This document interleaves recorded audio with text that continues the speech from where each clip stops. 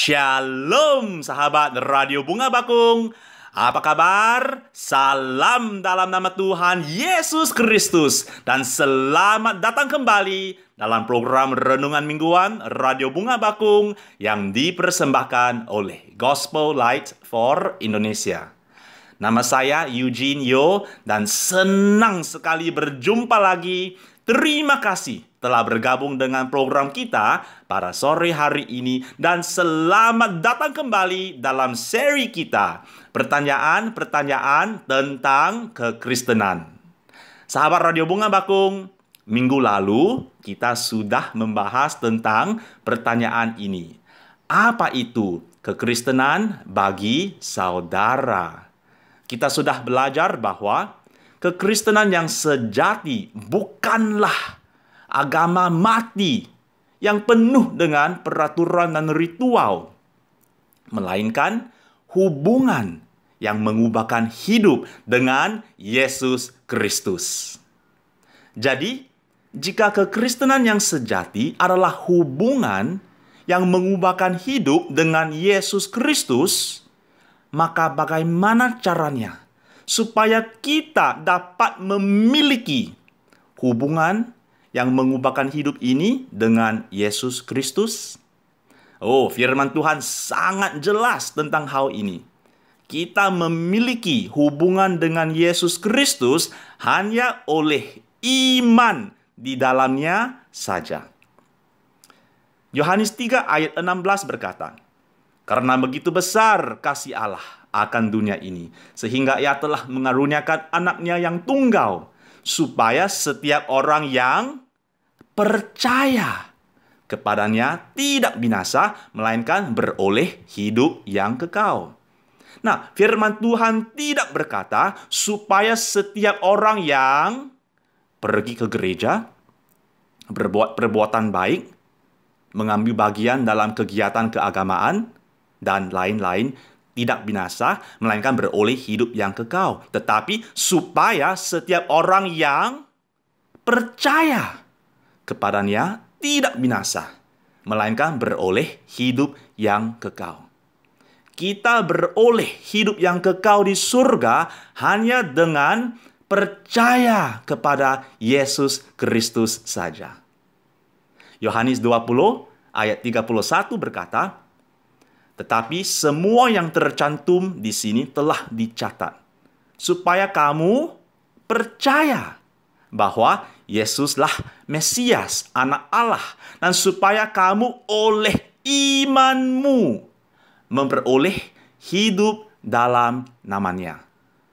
Jadi sekali lagi firman Tuhan berkata, supaya kamu percaya bahwa Yesuslah Mesias, Anak Allah, dan supaya kamu oleh imanmu memperoleh hidup dalam namanya.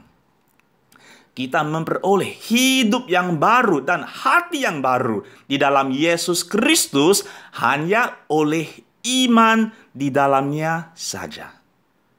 Galatia 3 ayat 26 berkata, "Sebab kamu semua adalah anak-anak Allah karena iman di dalam Yesus Kristus." Bagaimana caranya supaya kita dapat menjadi anak-anak Allah? Kita menjadi anak-anak Allah karena iman di dalam Yesus Kristus saja, dan bukan karena kita lahir di dalam keluarga Kristen, beragama Kristen, pergi ke gereja, dan lain-lain. Efesus 2 ayat 8 dan 9 berkata, "Sebab karena kasih karunia kamu diselamatkan oleh iman. Itu bukan hasil usahamu, tetapi pemberian Allah. Itu bukan hasil pekerjaanmu. Jangan ada orang yang memegahkan diri." Bagaimana caranya supaya kita dapat diselamatkan dari dosa-dosa? Kita diselamatkan karena kasih karunia oleh iman di dalam Yesus Kristus saja. Keselamatan itu bukan hasil usahamu, tetapi pemberian Allah. Itu bukan hasil pekerjaanmu. Jangan ada orang yang memegahkan diri. Maksudnya, kita diselamatkan bukan oleh iman di dalam Yesus Kristus dan sesuatu yang lain, tetapi hanya oleh iman di dalam Yesus Kristus dan tiada yang lain. Oh, jadi sangat jelas sekali. Menurut firman Tuhan, kita bisa melihat pentingnya iman yang benar yang menyelamatkan di dalam Yesus Kristus. Kita beroleh hidup yang kekal di surga hanya dengan percaya kepada Yesus Kristus saja.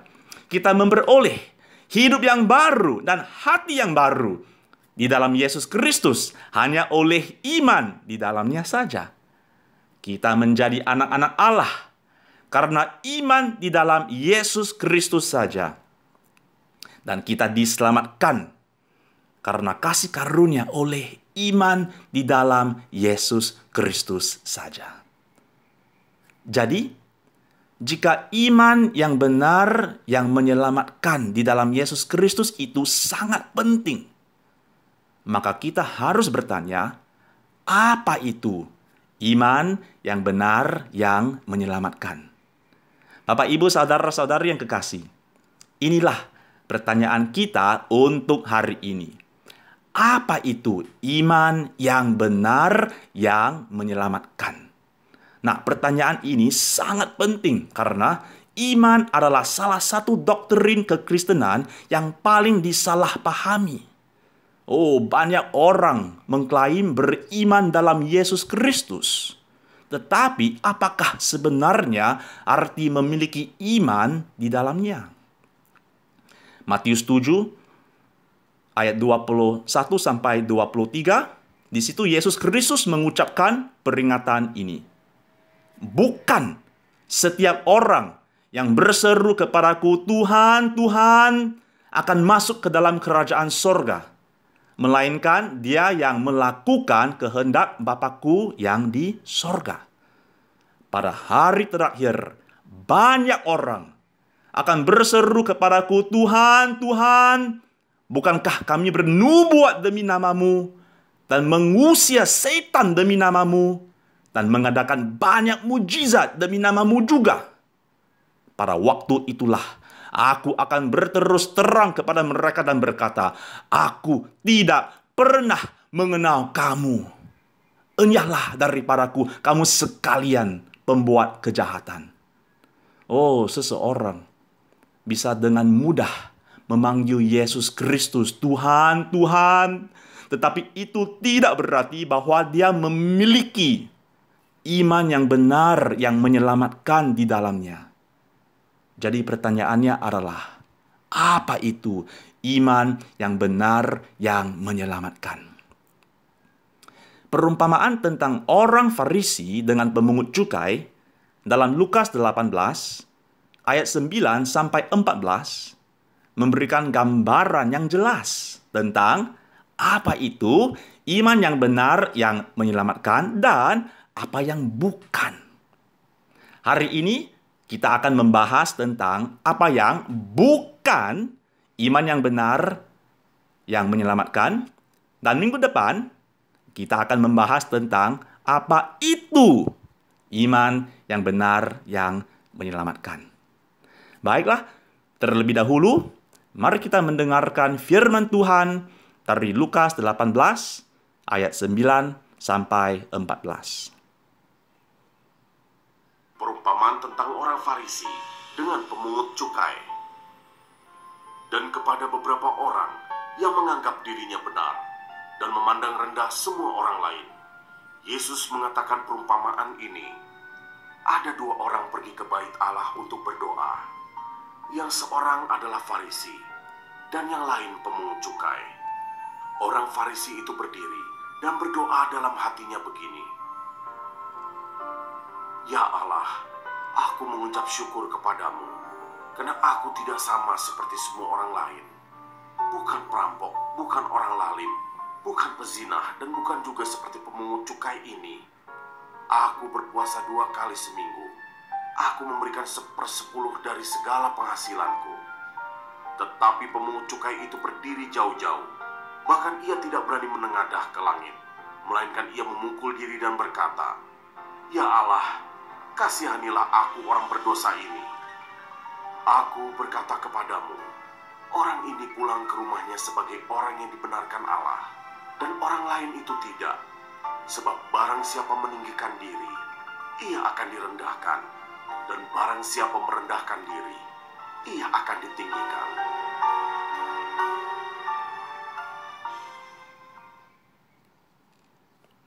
Bapak, Ibu, saudara-saudari yang kekasih, dalam Lukas 18 ayat 14, Yesus Kristus berkata, orang ini, yaitu pemungut cukai, pulang ke rumahnya sebagai orang yang dibenarkan Allah. Dan orang lain itu, yaitu orang Farisi, tidak. Nah, istilah dibenarkan berarti dinyatakan benar. Yesus Kristus menyatakan bahwa pemungut cukai itu dibenarkan Allah, tetapi si orang Farisi tidak. Nah, pada zaman itu, pemungut cukai itu dianggap sebagai orang yang tidak jujur dan korup. Sedangkan orang Farisi itu dianggap sebagai orang yang benar dan saleh. Jadi, mengapa Yesus Kristus menyatakan bahwa pemungut cukai yang penipu itu dibenarkan Allah dan bukan orang Farisi yang saleh beragama itu? Nah, untuk mengerti apa yang dimaksud Yesus Kristus dalam ayat ini, mari kita melihat ayat lain, Galatia 2 ayat 16 yang berkata, kamu tahu bahwa tidak seorang pun yang dibenarkan oleh karena melakukan hukum Taurat, tetapi hanya oleh karena iman dalam Kristus Yesus. Sebab itu kami pun telah percaya kepada Kristus Yesus, supaya kami dibenarkan oleh karena iman dalam Kristus, dan bukan oleh karena melakukan hukum Taurat. Sebab tidak ada seorang pun yang dibenarkan oleh karena melakukan hukum Taurat. Jadi, jika kita membandingkan perumpamaan tentang orang Farisi dengan pemungut cukai dengan Galatia 2 ayat 16, kita mendapatkan pemahaman yang jelas tentang apa yang dimaksud Yesus Kristus ketika dia menyatakan bahwa pemungut cukai itu dibenarkan Allah, tetapi si orang Farisi tidak. Intinya, dia menyatakan bahwa pemungut cukai itu dibenarkan Allah karena dia memiliki iman yang benar yang menyelamatkan di dalam Tuhan. Namun, orang Farisi itu tidak dibenarkan Allah karena dia hanya sekadar melakukan hukum Taurat tetapi tidak memiliki iman yang benar yang menyelamatkan di dalam Tuhan. Bapak, Ibu, saudara-saudari yang kekasih, ada 4 kesalahpahaman umum tentang iman yang benar yang menyelamatkan yang akan kita bahas hari ini. Yang pertama, iman yang benar yang menyelamatkan bukanlah percaya tentang Tuhan. Iman yang benar yang menyelamatkan bukanlah percaya tentang Tuhan. Orang Farisi itu adalah seorang pemimpin agama yang memiliki banyak sekali pengetahuan tentang hukum Taurat. Dia adalah seorang yang tekun belajar, menghafal, dan mengajar hukum Taurat. Sekalipun dia adalah seorang yang sangat berpengetahuan tentang hukum Taurat, Yesus Kristus berkata bahwa dia tidak dibenarkan Allah. Oh, ini menunjukkan kepada kita bahwa hanya sekadar percaya atau mengetahui tentang firman Tuhan tidak berarti bahwa seseorang memiliki iman yang benar yang menyelamatkan di dalam Yesus Kristus. Iman yang benar yang menyelamatkan bukanlah percaya tentang Tuhan, atau dengan kata lain, hanya sekadar berpengetahuan tentang Tuhan dan Alkitab di dalam kepala kita saja. Bahkan setan-setan pun juga percaya tentang Tuhan, tetapi yang jelas mereka tidak percaya kepada Tuhan.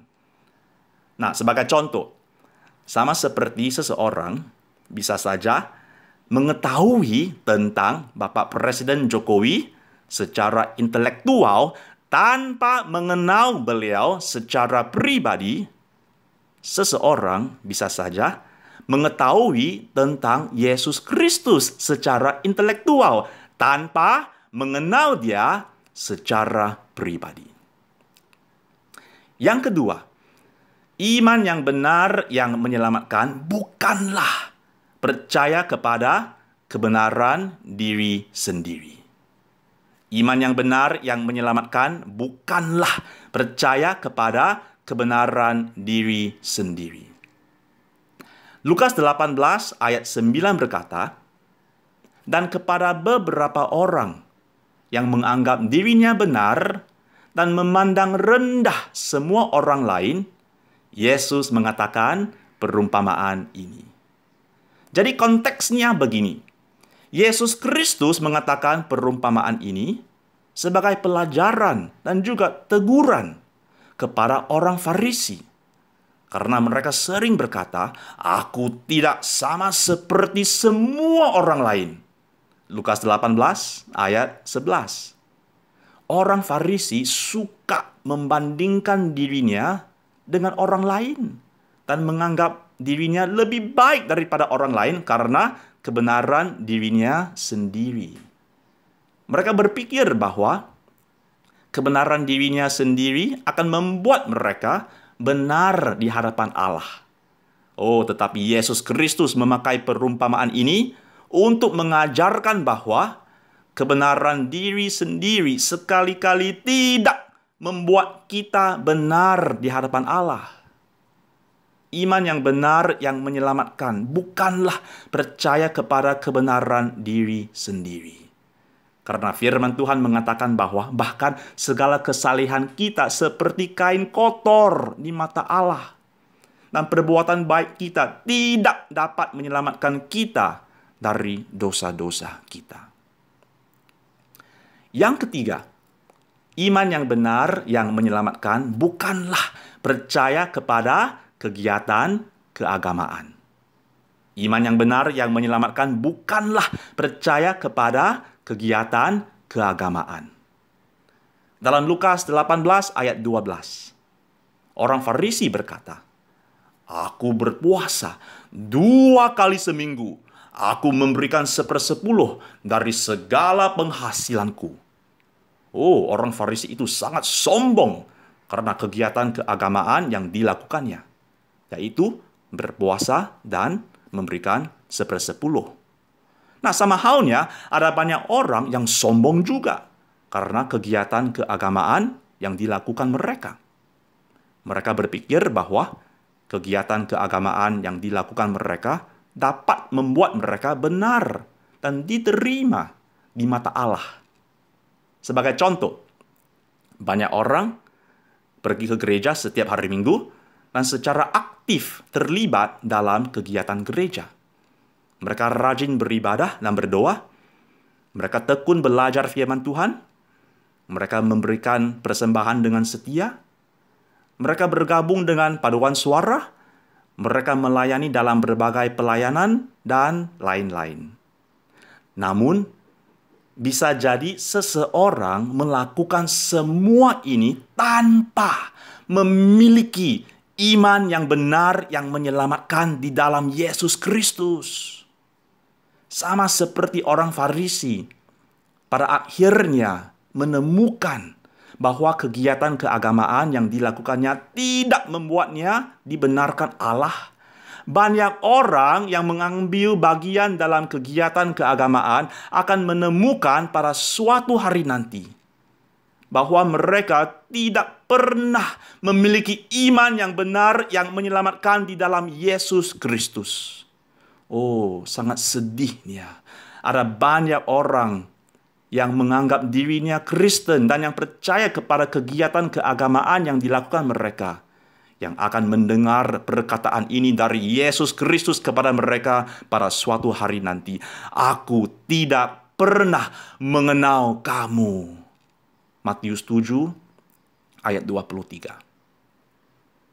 Yang keempat, iman yang benar yang menyelamatkan bukanlah percaya kepada Tuhan untuk kebutuhan jasmani. Iman yang benar yang menyelamatkan bukanlah percaya kepada Tuhan untuk kebutuhan jasmani.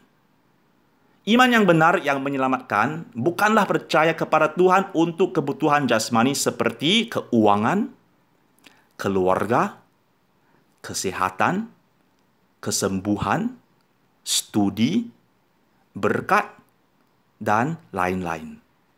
Nah, semuanya itu memang baik dan kita harus percaya kepada Tuhan untuk menyediakan kebutuhan jasmani kita. Tetapi semua hal itu hanyalah hal-hal sementara atau hal-hal duniawi. Dan mempercayai Tuhan untuk memberkati kita dengan kebutuhan jasmani kita sangat berbeda dengan mempercayai Tuhan untuk menyelamatkan kita dari dosa-dosa kita. Ironisnya, untuk memperoleh hidup yang kekal, banyak orang justru tidak mengandalkan Yesus Kristus, tetapi mengandalkan usaha, kekuatan, dan kebaikan mereka sendiri. Oh, iman yang benar yang menyelamatkan adalah iman yang spesifik dalam Yesus Kristus untuk keselamatan rohani kita, bukan iman yang umum dalam Tuhan untuk penyediaan kebutuhan jasmani kita. Sangat-sangat berbeda. Bapak, Ibu, saudara-saudara yang kekasih, mari kita meninjau kembali apa yang sudah kita bahas hari ini mengenai 4 kesalahpahaman umum tentang iman yang benar yang menyelamatkan. Yang pertama, iman yang benar yang menyelamatkan bukanlah percaya tentang Tuhan. Kata kunci, tentang, bukan kepada ya. Iman yang benar yang menyelamatkan bukanlah percaya tentang Tuhan. Yang kedua, iman yang benar yang menyelamatkan bukanlah percaya kepada kebenaran diri sendiri. Yang ketiga, iman yang benar yang menyelamatkan bukanlah percaya kepada kegiatan keagamaan. Yang keempat, iman yang benar yang menyelamatkan bukanlah percaya kepada Tuhan untuk kebutuhan jasmani. Sahabat Radio Bunga Bakung, hari ini kita sudah membahas tentang apa yang bukan iman yang benar yang menyelamatkan. Jadi, apa itu iman yang benar yang menyelamatkan? Oh, temukanlah jawabannya minggu depan ya.